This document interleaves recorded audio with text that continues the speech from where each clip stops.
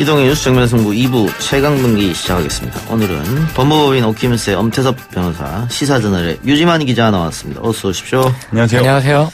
김학의 전 차관 이야기부터 해보죠. 성접대, 뇌물수수 등에 대한 1심 재판에서 무죄를 선고받았는데 이 판결로 논란이 좀 되고 있는 것 같습니다. 예, 저도 일부야 무죄도 가능하겠다라는 생각은 했지만 전부 무죄가 나와서 예. 이날 김 전 차관이 이제 석방까지 됐거든요. 예. 전부 무죄가 나올 거라고까지는 예상을 좀 못했어요. 저도 여긴 하나라도 나올 거라고 생각했는데 예. 그날 좀 석방될 정도의 그냥 이런 완전한 무죄가 사실 그 가능성도 굉장히 적은 거거든요. 완전 무죄는. 그렇죠. 예. 그래서 공소시효가 완료된 것은 이해가는 측면이 당연히 있죠. 공소시효가 지났는데 처벌을 못하니까. 절대적인 기간이니까. 예. 법에 명시된. 그런데 증거 부족은 과연 무엇이냐. 이거 그렇다면은 그 검찰에서 공소 유지를 못한 거 아니냐. 예. 이런 얘기가 결국은 자기 식구라고 좀 봐준 거 아니냐 이런 얘기까지 나오고 있어요. 그러니까 결국은 증거 부족이라는 거는 뇌물수수 혐의에서 제일 중요한 건 대가성을 입증하는 건데 직무 관련성이나 대가성을 입증하는데 재판부가 봤을 때는 좀 실패했다고 판단을 한 것 같아요. 예. 그러니까 결국은 이 증거라고 하는 것은 검찰이 찾아내서 재판부에 제출하는 거지 않습니까? 그렇죠. 그걸 못했다는 것이고 네. 또 하나 공소시효가 지나서 처벌을 못한다고 하면 네. 이 김학의 사건은 이번에 처음 불거진 게 아니니까 처음에 문제가 생겼을 때 제대로 수사를 해서 제대로 기소를 했으면 처벌받았을 텐데 그때 봐주기 하는 바람에 두 번째, 세 번째 수사할 때는 이렇게 시간이 지나가지고 처벌 못하는 거 아니에요. 결국은 검찰의 문제다. 그러니까 이 부분을 재판부도 그날 1심 판결을 하면서 좀 지적을 했습니다. 예. 검찰이 과거에 적절한 공소권을 행사했다면 당시 이제 윤중천 씨가 적절한 혐의로 재판 벌을 받을 수 있었을 것이다. 이런 아쉬움을 좀 나타내기도 했습니다. 근데 이제 그거는 이미 이제 기간이 지난 상태에서 현 시점에서는 사실 그런 이제 어떤 비난은 할 수 있지만 그런 거기에 대해서 얼마만큼 이제 지적할 수 있을지 모르겠는데 저는 법원도 물론 여러 가지 비판을 많이 받고 있긴 하지만 앞서 작가님 말씀하신 것처럼 검찰에서 이 공소시효를 피하기 위해서 두 가지 전략을 구사했어요. 하나는 이제 포괄일자라고 다시 한번 우리가 얘기를 하겠지만 포괄일자라 함은 그 어떤 과거 시점으로부터 현 시점에 이르기까지 쭉 1년에 발생된 연속선상이 있는 그 범죄를 하나의 죄로 봐서 예. 그 시효가 완성되기 이전 시점에 있었던 그 범죄에 대해서 어차피 공소시효는 범죄의 종료 시점을 기준으로 판단을 하기 때문에 예. 1년 선상이 쭉 있었다. 그러니까 지금으로부터 10년 전인 2009년 6월 그 기소 시점이었던 6월 이전 시점부터 있었던 범죄와 쭉 연속선상이 있었던 범죄 혐의가 2009년 6월 이후에 완성됐다라고 보고 하나로 그렇죠. 묶었는데 그 묶는 과정에서 다소 무리한 정황들이 여러 가지 좀 발견이 되고는 있었어요. 그 점에서 직무 관련성이 빵꾸가 났고 대가성도 물론 거기서 빵꾸가 났고 그 지점이 결과적으로는 법원에 의해서 무죄 판결을 끌어내는데 좀 결정적인 기여를 하지 않았나 싶은 생각이 그러니까 아쉬운 들어요. 점이 그거예요. 예를 들면 같은 업자에게 김학의 전 차관이 뇌물을 받았어도 시점이 공소시효 이전인 게 있고 공소시효 안에 들어오는 것들이 있었거든요. 예. 그럼 적어도 검찰이 증거를 수집을 했다면 공소시효 안에 들어오는 혐의들에 대해서는 좀 명확한 증거들을 좀 들이댔어야 됐는데 예. 그 부분을 실패했다는 게 좀 상당히 좀 재판 이러면 이길 수가 없죠. 예. 예. 그렇죠. 그러니까 예. 김학의 전 차관 측도 이 사실을 명확히 알고 있었어요, 사실. 왜냐하면 이 사건의 공소시효 문제, 특히 뇌물의 공소시효 문제는 제가 판결이 나오고 당시 경찰 수사팀 관계자하고도 통화를 했는데 당시에도 이 뇌물 부분에 대한 공소시효 이슈라든지 대가성 이슈는 인지를 이미 하고 있었어요. 모든 곳이. 예. 그러면은 2심 때는 어떻게 됩니까? 검찰이 심기일전에서 다시 해야죠. 예, 방금 해야죠. 이야기했던 그런 예. 문제점을 보완해서 합니까? 과거에 우리가 제대로 기소를 못했다라는 부분은 반성적 차원에서 얘기는 할 수 있지만 지금 시점에서는 일단은 지금 이미 2019년이고 이제 곧 2020년 아니겠습니까? 현 시점에서 할 수 있는 최선을 다해야 될 텐데 여기서 어느 지점에 그럼 우리가 검찰이 최선을 다해야 될 것이냐에 있어서 앞서 유 기자님 말씀하신 것처럼 2009년 6월 이후 공소시효가 여전히 살아있는 그 시점에 발생된 범죄에 대해서 직무 관련성이라든가 대가성에 대해서 좀 더 증거를 더 들이밀어야 돼요. 그래서 그게 살아나면 그 이전 범죄에 대해서 적어도 판단은 할 텐데 지금은 판단조차 하지 않았어요. 예. 왜냐? 10년이 지나버렸으니까. 예. 예. 근데 이게 참 그 얘기를 하면서도 아쉬운 점이 이미 3차 수사까지 나온 그렇죠. 증거고 증언이란 말이죠. 예. 이제 그렇죠. 항소를 한다 하더라도 이 추가적인 뭐 결정적인 증거가 추가로 나올 것이냐, 재판부의 판단을 뒤집을 만한 뭐가 있을 것이냐는 솔직히 좀 회의적이긴 해요. 저도. 네, 제가 좀 이게 판결문 글씨가 너무 작아서 제대로 다 읽지 못했는데 내용을 보면서 너무 답답했던 게 이제 직무 관련성과 대가성 판단하면서 보통 일반적으로 우리가 이제 사업하는 분들 중에 일부 조금 이렇게 다소 좀 어떤 부정적인 어떤 생각을 갖고 검찰을 대하는 그런 분들의 경우에는 예. 검사가 지금 구체적으로 어떤 직무에 해당이 되는지를 모르고 그냥 검사니까 오래전 그러니까 어떤 시점부터 관리 쭉 차원. 관리 차원에서 뭐 이 사람이 현재 나에게 도움을 주든 안 주든 보험 성격이라는 거잖아요. 보험의 성격으로 아. 일종의 어찌 보면 뭐 투자라고 볼 수도 예, 있고요. 예. 그냥 쭉 해왔던 그런 어떤 경우들이 많이 있거든요. 그런데 그런 개별 구체적인 사안에서 직무 관련성이 인정이 안 될 수밖에 없죠. 왜냐하면 그 사람은 지금 당장 저 사람한테 뭔가를 요구하면서 예. 뇌물을 준 건 아니었거든요. 예, 그렇죠. 근데 그런 차원에서 우리가 좀 예. 판단해봐야 되지 않을까. 대가성이 인정 안 되는 뇌물죄 중에서 법원이 그런 식으로 판단한 경우가 이게 처음이 아니거든요. 상당히 예. 많기 때문에. 진경준 검사장 사건 그렇죠. 때도 쪼개서 예. 판단을 좀 예, 했습니다. 예. 이 부분에 대해서는 조금 더 논쟁이 필요하지 않나 그런 생각 들고요. 한편 별장 성접대 의혹에 대해서 김 전 차관이 성접대 받은 사실은 맞다. 문제의 성접대 영상 속 인물이 김학의가 맞다. 이건 이제 법원 인정한 부분인데 사실 이거는 경찰에서도 누가 봐도 김학의다라고 했는데 검찰에 가서 아니단 말이죠. 예, 그랬죠. 그냥 이해할 수 없는. 네. 이번에 뭐 근데 이게 뭐 법원에서는 이제 김학의 전 차관으로 봄이 상당하다라고 해서 이제 김학의 전 차관이 맞다라고 해줬는데 사실 뭐 이 영상 사실 그동안 그 영상의 자극성 때문에 이게 화제였지. 네. 이 영상에 존재하는 사람이 김학의 전 차관인 게 뭐 혐의를 입증하는 뭐 결정적인 뭐 수단이 예. 되지는 않았어요. 이게 예. 그러니까 그 정도로 이 사람들이 이렇게 좀 문란한 생활을 한다라는 걸 보여준 좀 자극적인 소재는 됐었지만 아마 재판부가 이 영상에 나온 사람이 김 전 차관이 맞다는 이유로 뭐 판단을 뒤집거나 하지는 않을 겁니다. 예. 또 그 자체가 또 범죄는 아니거든요. 그 자체가. 이게 뇌물이라는. 아니, 뇌물은 아니어도 뇌물의 성격은 아니요. 아주. 예. 뇌물은 아니더라도 성접대는 될 수가 있잖아요. 그 영상 자체로. 그 영상 자체는 그렇죠. 될 근데 수가 그거는 뭐 이제 공소시효가 지납을 했으니까. 예, 예. 그건 판결하기가 법원에서 쉽지 않았겠습니다만은. 그래서 또 아쉬운 게 왜 처음 불 꺼졌을 때 이것을 김학의가 아니다. 그 누군지 분간할 수가 없다. 이런 얘기를 했느냐 하는 거죠. 지금 법원에 이야기하는 것은 화면이 조작되지도 않았고 그렇기 때문에 김학의가 맞다고 한 거 아니겠어요. 그렇죠. 그래서 누군가는 김학의를 보호하려고 하는 행동이 당시에 있었다. 2013년인가요? 문제가 됐을 때. 예, 그렇죠. 그때 있었다. 이렇게 보여주는 거죠. 재밌는 건 이번에 가르마 방향 다르다는 것도 보통 일반적으로 법원이 카메라는 판단했어요. 예. 반전 기능이 있다. 예. 예, 좌우 반전 기능이 있기 때문에 그건 얼마든지 가르마 방향은 바뀔 수 있다라는 얘기를 했습니다. 지금 예. 저희 YTN 이동경 뉴스 정면승부 보이는 라디오로 유튜브로 나가거든요. 예. 그 새로 고침하면 한 번은 오른쪽 한 번은 왼쪽 이렇게 반전돼요. 반전은 얼마든지 있을 수 있으니까. 그렇죠. 예. 가르마는 얼마든지 바꿀 수 있다. 네. 알겠습니다. 다른 얘기 봅시다. 검찰이 유재수 전 부산경제부시장에 대해서 구속영장을 청구했습니다. 유 전 부시장을 소환한 지 닷새 만에 구속영장을 청구했는데 예. 구속영장 여부를 가릴 핵심 쟁점은 어디 있다고 보십니까? 일단 유재수 전 부산시 경제부시장에 대한 혐의는 뇌물수수와 삼자 뇌물수수 그리고 수뢰 후 부정처사 이 세 가지 혐의가 적용이 됐는데요.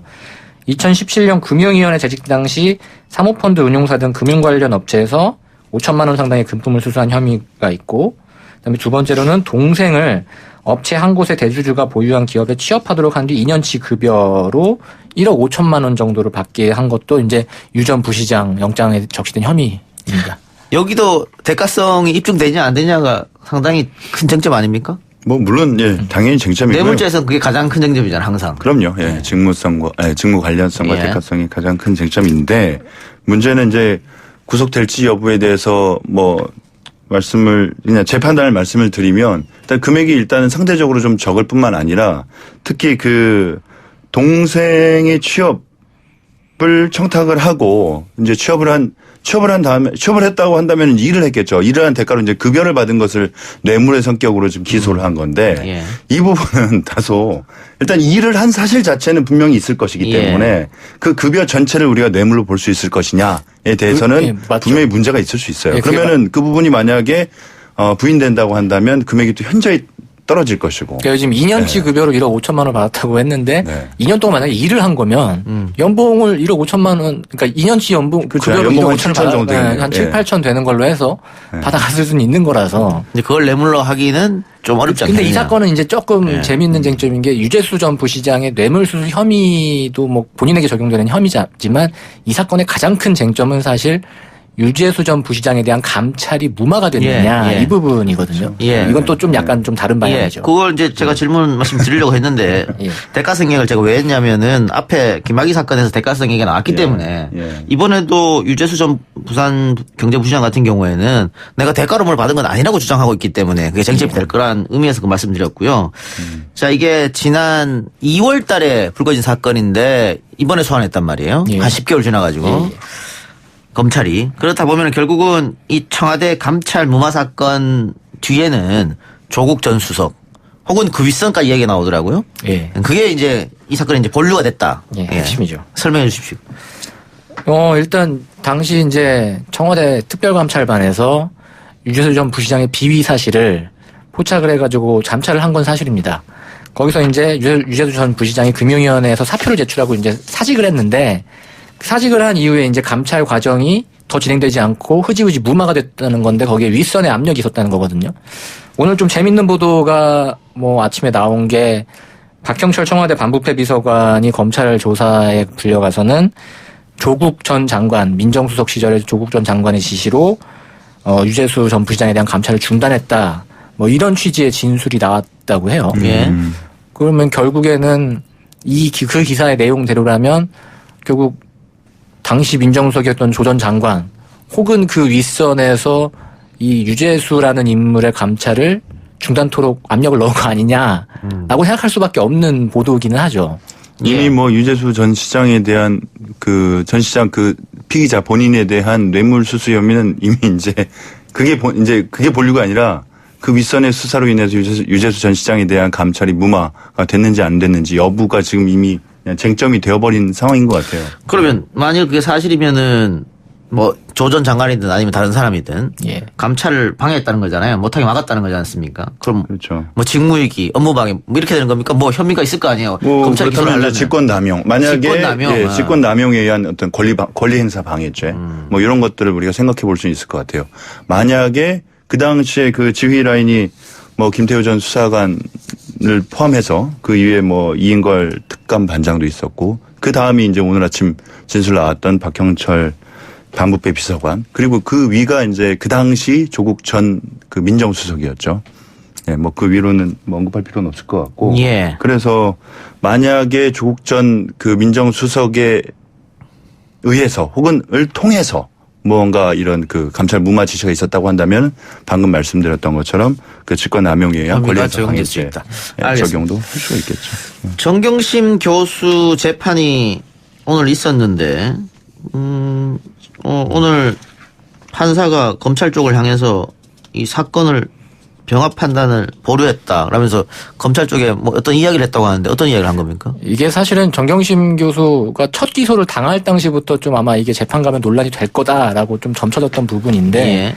첫 번째 부분 이게 입시 비리 의혹에 두 가지가 쟁점이 있지 않습니까? 일단 동양대 표창장을 위조된 사문서 위조가 있고 그다음에 서울대 공익인권법센터의 그 인턴 증명서를 뭐 위조했다는 이제 공문서 위조가 있는데 예. 첫 번째 사문서 위조에 대해서 재판부가 그 기소를 하기 전에 공소장과 나중에 추가 수사를 통해 가지고 공소장 변경을 하겠다는 내용이 너무나 다르기 때문에 이거는 공소장 변경을 함과 동시에 이게 동일성이 있는지도 심사를 해봐야 된다. 예. 그렇기 때문에 이거는 지금 병합하지 않겠다라는 입장을 일단 밝혔습니다. 그리고 또 하나는 공문서 위조의 경우에는 재판부가 좀 검찰을 지적한 부분이 공문서를 위조를 했다는 당사자들은 기소하지 않으면서 정경심 교수만 기소를 하게 되면은 이거는 공소가 기각될 수도 있다. 그렇기 예. 때문에 그분 사람들을 기소할 것인지 소위 공범들을 기소할 것인지 여부도 판단해달라라고 이제 요구를 했습니다. 그러니까 공문서를 정경심 교수가 위조를 하지 않았으니까 그렇죠. 공문서는 아니에요. 처벌하려고 하면 공문서를 위조한 사람부터 먼저 기소를 하고 그래서 갖고 와라. 예, 이 그렇죠. 말이군요. 예. 그리고 피의자 신문 조서를 사문서 위조 혐의를 심의한 재판에 증거로 사용하면 위법 문제가 있다. 이건 뭔 말이에요? 이거는 최초 기소가 이제 9월 6일 날 됐지 않습니까? 예. 근데 9월 6일 이후에도 재판부가 그 지적을 했어요. 그 이후에도 광범위한 압수수색과 피의자 신문이 진행이 됐는데 그때 작성된 피의자 신문인 경우에는 이 재판부에서 증거로 사용할 수가 없다. 왜냐하면 대법원 판례가 이미 있기 때문에 사용할 수가 그 없다. 내용이 사실 그거죠. 재판에서의 그 유무죄에 대한 판단은 공소장에 기재된 내용만을 갖고 판단을 해야 되는데 예. 지금 거는 공소 제기를 그때 그 인사청문회 그날 밤에 전격적으로 밤에 했죠. 했잖아요. 그 이후에 조사된 어떤 피의자 신문 조사라든가 강제 수사 즉 압수수색 같은 것들을 통해서 나온 확보된 증거들. 그 증거들은 다 공소 제기 이후 시점에 수집된 증거들이기 때문에 그 증거를 바탕으로 그 이전 시점에 제기됐던 공소장이 제기된 혐의에 대해서는 판단할 수 없다라는 거예요. 예. 그러니까 저희 방송에서도 이 부분을 몇 차례 지적했거든요. 예. 기소 이후에 압수수색하고 피의자 신문 조사하고 검찰이 왜 이런지 모르겠는데 몇 번 얘기했었는데 이게 일단은 법원에서 한번 브레이크를 걸렸다. 근데 이게 그 사문서 위조 같은 경우는 최초 검찰이 기소한 공소장 내용과 나중에 언론 보도를 통해 알려진 내용이 사문서 위조라는 혐의를 제외하고 범행의 방법이라든지 시점이라든지 뭐 이런 게 다 다른 상황이에요. 그렇기 때문에 재판부도 그 부분을 좀 엄격히 따져봐야 되겠다는 생각을 좀 하고 있는 것 같습니다. 이에 대해 검찰은 어떤 입장이에요? 검찰도 이야기를 했을 것 같은데 재판부의 요구에 대해서. 당시 이제 일단 사문서 위조에 대해서는 당시 공소 제기한 이후에 채택된 피의자 신문 조사나 증거 목록은 이미 제출하지 않았기 때문에 그 부분에 대해서는 충분히 문제가 될 것이 없다라는 입장이고 공문서 위조에 대해서도 공범들을 기소하는 여부를 결정해가지고 알려주겠다라는 거고 이번 주까지 공소장 변경 내용을 재판부에 이제 통보하기로 했습니다. 뭐 말씀하신 것처럼 검찰에서 그런 입장을 밝혔기 때문에 사실 사문서 위조 및 이제 동행사와 관련된 부분은 이제 어떤 절차적인 문제, 적법성의 문제는 어느 정도 뭐 해결이 됐다라고 판단을 하는 것 같아요. 검찰에서는. 다만 이제 그 뭐 자본시장법 위반이라든가 이 사모펀드와 관련된 예. 부분은 아직 쟁점으로 좀 남아 있죠. 예. 알겠습니다. 하나만 더 하죠. 가수 구하라 씨의 사망 소식인데 스스로 목숨을 끊었다 이렇게 보고 있는 것이고 부검 이야기도 들리는데 아직 확정적이지는 않은 모양입니다. 제가 부검을 하지 않기로 결정한 걸로 않기로 결정했습니다. 알고 뭐 있습니다. 이미 이제 유서도 있었고요. 예. 그런데 오늘 인터넷에 보니까는 구하라 씨 전 남친의 재판 1심 재판부를 비난하는 여론이 상당히 많더라고요. 왜죠? 1심 재판부가 이제 구하라 씨 전 남자친구와의 이제 소송 과정에서 판단을 하는 과정에서 그 구하라 씨와 이 전 남자친구 사이에 이제 촬영된 영상이 있습니다. 예. 그 영상을 1심 재판부가 그 재판정에서 틀어야 되겠다라는 이제 재판부가 요구를 했고 공개된 재판정에서요? 그랬는데 예. 이제 구하라 씨 측 변호인이 이건 2차 가해다라고 이제 반발을 하자 예. 이제 비공개로 단독으로 영상을 끝내 확인을 했다는 얘기. 혼자 보겠다는 거예요. 혼자. 예, 혼자 보겠다는 건데 저는 정말 이해가 안 돼요. 예. 왜냐하면 재판부에서 판단하는 것은 앞서 제가 말씀드렸던 것처럼 공소장이 기재된 범죄 혐의를 판단하는 거거든요. 예. 근데 그 공소장이 기재된 그 전 남친 공소장이 기재된 범죄 혐의가 상해, 협박, 강요, 재물손괴, 그 다음에 성폭력 범죄에 관한 처벌 등에 관한 특례법인데 그 내용은 카메라 등 촬영 이용죄거든요. 그런데 그 앞서 거는 당연히 관련이 없고 요 성폭법상 이 카메라 촬영죄와 관련해서는 이미 그와 관련해서는 본인의 진술에 본인이 아니라 피해자 측에서 그 영상 성관계 영상 맞다. 이미 인정을 했죠. 이미 인정을 했거든요. 굳이 그 내용을 따지고 볼 필요가 없는 거예요. 만약에 뭐 강간이라든가 이런 성폭력이라고 한다면 그런 어떤 협박이라든가 폭력 행위를 눈으로 확인하기 위해서 영상을 볼 필요는 있을 수 있어요. 예. 근데 지금 이 건은 아니라는 거죠. 알겠습니다. 검찰 조사 또 재판 과정에서 2차 피해가 항상 발생할 수 있기 때문에 그 점을 뭐 수사당국이나 재판당국이 염려를 해두기를 바랍니다. 울감 등 말하기 어려운 고민으로 전문가의 도움이 필요하면 자살예방 한라인 15770199, 자살예방 상담전화 1393, 희망의 전화 129, 생명의 전화 1588-9191, 청소년 전화 1388 등에서 24시간 상담 받을 수 있다는 거 다시 한번 안내해드리고요. 두 분 다음 주에 뵙겠습니다. 수고하셨습니다. 수고하셨습니다. 감사합니다.